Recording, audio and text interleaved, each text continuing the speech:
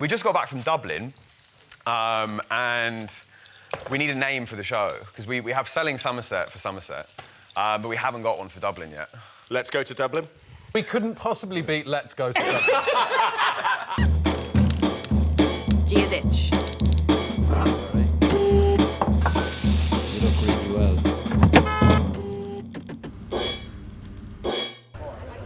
That's so good, man. We're in the beautiful city of Dublin.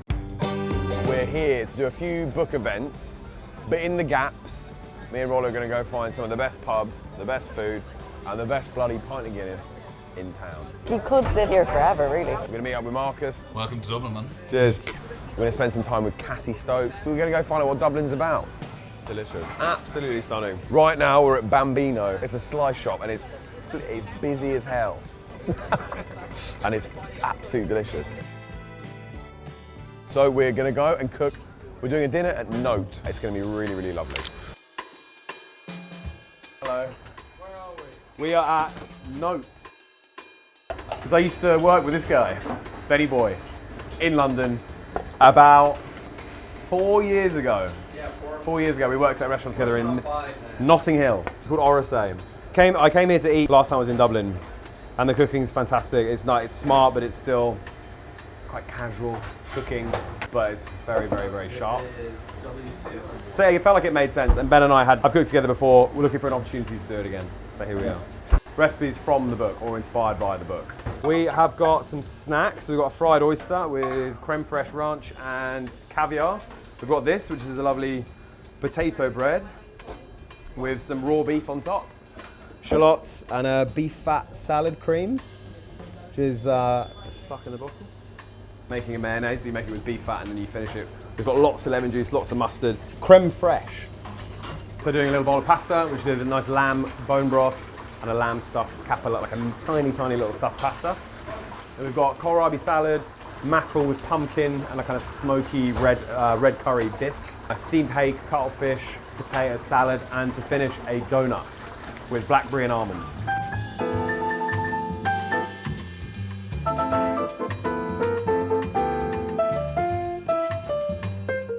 After a busy service last night, I'm heading over to breakfast, just north of the River Liffey on Arran Street. J'arrive at Elliot's. We are in a lovely little bakery in Smithfield called Elliot's. Doing some lovely baking here. It was all seasonally driven. I was chatting to the guys in the bakery, and they use lovely Irish ingredients to run a pretty tight selection of pastries. We've got a few of them here. Lots of them sell out super early. We've got a pan suisse, which is one of my favorites. It's chocolate and custard inside a laminated dough that, I can't remember how you describe this. How do you describe this lamination technique again? Inverted lamination. So you see the lamination runs, instead of like in a croissant, it kind of runs like this. And this, it runs along the top like that. Does that make sense? How'd you do that? I don't know. All these layers just cut and on the side. But then you still have the original layers in it. So you're going up and out. It's really hard.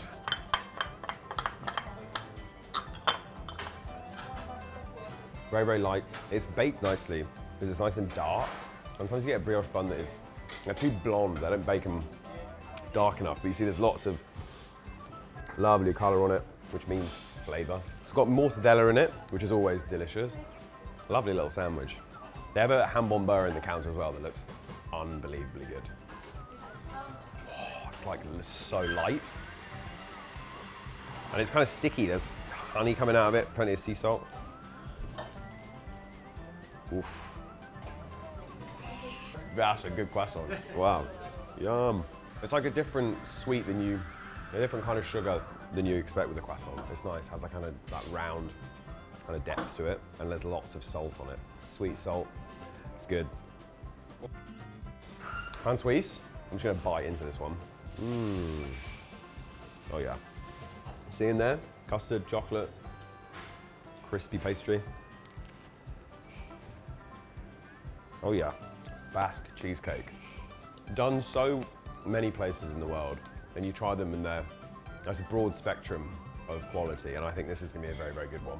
I mean, it's basically just 100% fat, this. It's like cream, milk, eggs, cheese, cream cheese, and sugar. And it is, you want a little savoury quality in there. Oof, yum. A delightful bite.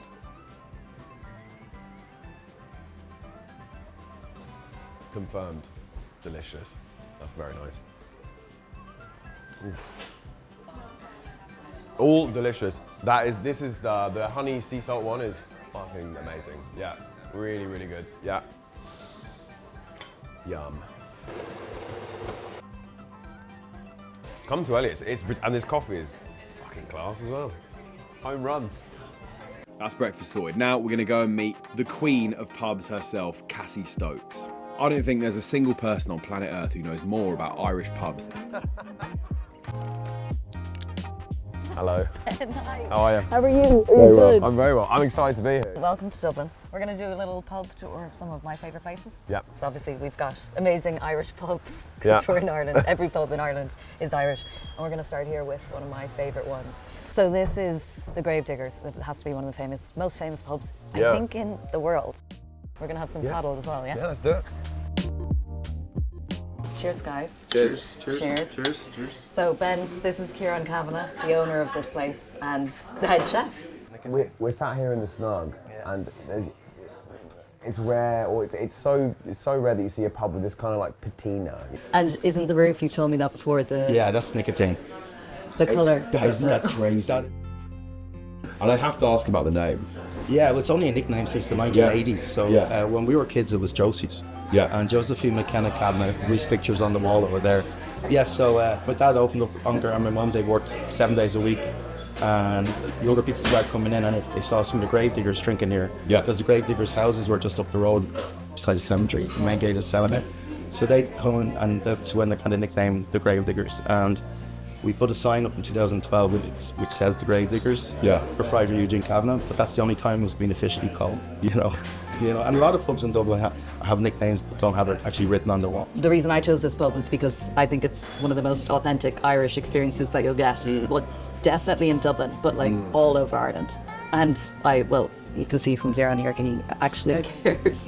You're here, you're working, you're looking after people, and it's so old. Yeah. like you pointed out, it's in bits now. Yeah. This is coddle, which is one of Dublin's most famous traditional dishes, isn't it, Kieran? Yeah, well, this is my version of coddle. So coddle is a kind of dish that every family can make. Yeah. And it's very traditional around the inner city Dublin area. This feels like a very kind of pure, it's like a nice, clean, pure recipe. Yeah, it's very simple. It's not too far from like a bolito misto or like Yeah, it's very much pot of food. It's very much. Yeah, yeah. I think every country has it. Every Boiled tradition has dinner. it. Yeah. And a constant dinner. Yeah, it is. And some people find the sausages a little bit offensive. The controversial emoji. The green emoji comes up quite a lot. Oh, really? Oh yeah. If I put up a picture of that, it's a Mickey soup. Yeah. Cock's rock. It's Just as I'm digging it, Kiosk rock. I'm picking it up. but I like to call it widow's memory as well, which is a more delicate sausage. It's not as intimidating. Yeah, I don't know whether you saw the sausage in there, but yeah. Yeah, they're Lucky widow. yeah. No, the thing is, they're quite small sausages. I use cocktail sausages. Yeah, they're Not as intimidating. No. Aside from the look of them, The they are everyman's hog. But a lot of people will not eat coddle because of that sausage. People do have a lot of expectations when they come here, and they expect things to be what they imagine an Irish pub to be. So when they don't see somebody singing, or if they don't see, I don't know, fish and chips on the menu, they think, oh, it's not really not an Irish pub. Sure. But again, what is an Irish pub? It's just a pub in Ireland. That's what it is. So they change from place to place. And Thank you so much for having me. I really Pleasure, Ben. appreciate it. It's Thank you very much. pleasure to meet you. Yeah. next time. Thank you. I'll see you soon. Yeah. Oh yeah. like what we said about walking The in ambient here. noise in here is beautiful. It's so nice. So we are in Grogan's. This is one of my favourite pubs. It's one of the most famous pubs in the whole country.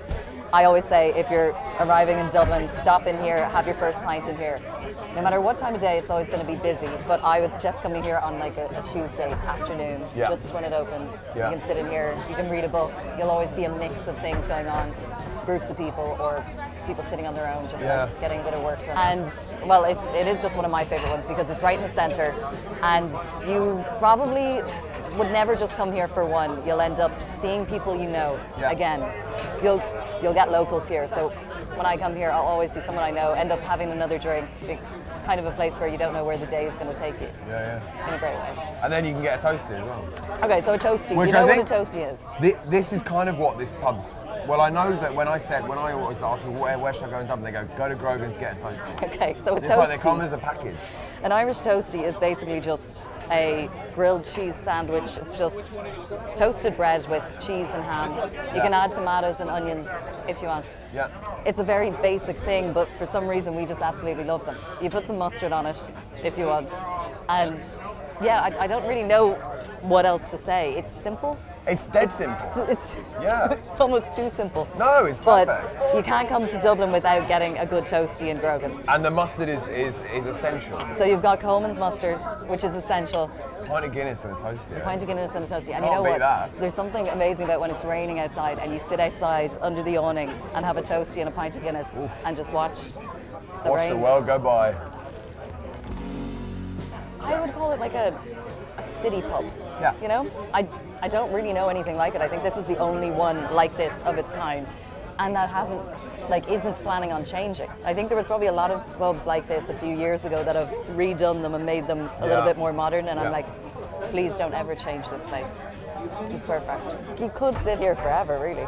Yeah, I think I might. Yeah.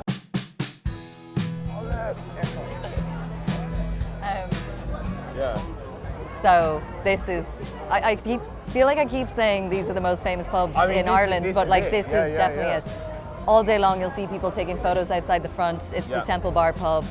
It's very touristy. We're in the most touristy area, but I think it does serve a purpose. You know, you will pay a little bit more It's for almost, it's like 10 bucks, no? 10 close euro, to, yeah. but you know what? That place has live music every day, all day, any day of the week. If you go here on a Monday, you're going to get the same type of experience any day. And I think that makes sense, you know? Yeah. Maybe just have 1 or 2 pints if they're on the more expensive side, and then go somewhere else for your other pints. But yeah, like Temple Bar has its place. I'm a local and I love coming here. Yeah. So Well, I asked you on the way over, it's like, would it be fair to say that no Dubliners drinking? And you said no, and I think that's cool. That's good. yeah, well, I would definitely pop in. And this place, it does what no other pub is doing. Yeah. It's definitely for tourists and it's ticking all the boxes for them. Look at them. Like I think every pub has its place, and I think this is a really special place. I mean, look at the lights. They've just put up the Christmas it's lights. such a spectacle. I think it's beautiful, really, yeah. You know, and they also have security outside all day long. It's just like really well looked after. It's also family run. Yeah. A place like that, family run, is quite special.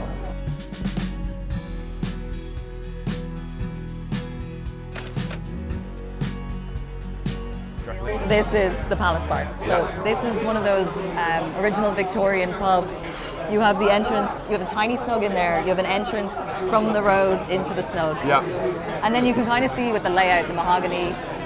It feels glass. It feels a bit more kind of not like gilded, or like it's a bit more. You know, we've gone from the Gravediggers, which is very like sawdust, spit and sawdust, and then Grogan's, which is as it kind of like 70s lounge. Yeah. And now we're in. And you said it's a Victorian pub. Yeah, so it's kind of a little bit more glamorous, like a glamorous pub, and it's beautiful from the outside. It is, I think, the most beautiful pub in Dublin. It is, and they also look after it. They've got the flowers outside. You have like the famous lamppost, and this place is busy from the moment it opens. I know some people who used to enjoy a quiet pint in here on like a Tuesday as soon as it opens, and Those days are gone. those days are gone, but in a great way. Guinness, Beamish, Yeah. which I only tried for the first time on this trip. We'll go try Beamish. We should go and have a pint of we'll go Beamish. have Beamish. And Murphy's. Murphy's, okay. Yeah. So Beamish, Murphy's, both from Cork. So like down in Cork, you need to go down to Cork because you'll get obviously the best. People keep telling me that. Go We need down to to go to Cork. Cork, You need to go down to Cork. Yeah. When you try your Murphy's down there and your Beamish, it's obviously going to be better down there than it will be here, and it's nice. I love Guinness, but I really do like Murphy's and Beamish too. They're a bit sweeter. Yeah. That's what I would say. And Okay.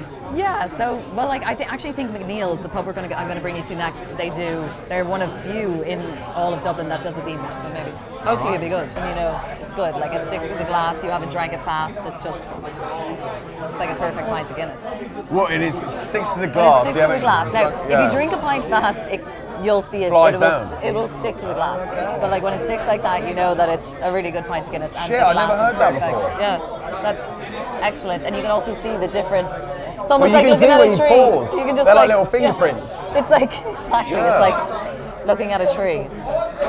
All my sips.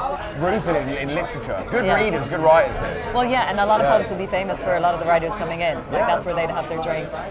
Like And just the Patrick way you Kavanagh. just described that pint of Guinness. But like, look.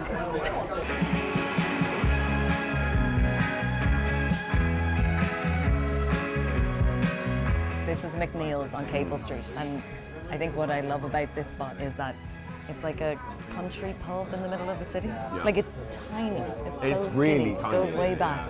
And the best part, you'll always find locals at the bar.